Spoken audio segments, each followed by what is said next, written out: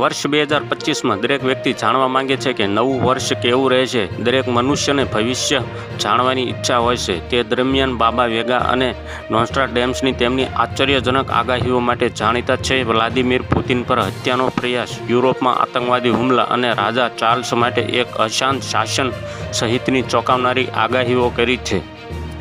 સૌથી ચોંકાવનારી વાત એ છે કે બંને ભવિષ્યકારોએ 2025માં યુરોપમાં એક વિનાશકારી સંઘર્ષની ભવિષ્યવાણી કરી છે.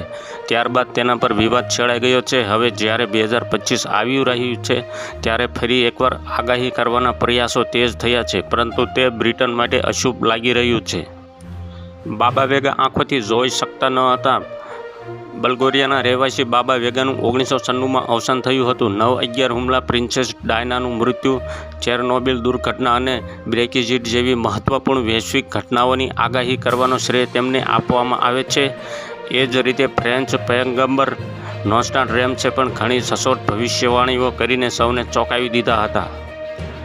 બાબા વેગા મુજબ એક વિનાશકારી યુદ્ધ યુરોપને તબાહી કરી દેશે, જેનાથી મહાદ્વીપની વસ્તી ખતમ થઈ જશે. તેમણે કહ્યું હતું કે રશિયા માત્ર ટકી શકશે નહીં, પરંતુ વિશ્વ પર પણ પ્રભુત્વ મેળવશે. યુક્રેન સામે ચાલી રહેલા યુદ્ધને જોતા આ આગાહી વધુ પરેશાન કરનારી છે.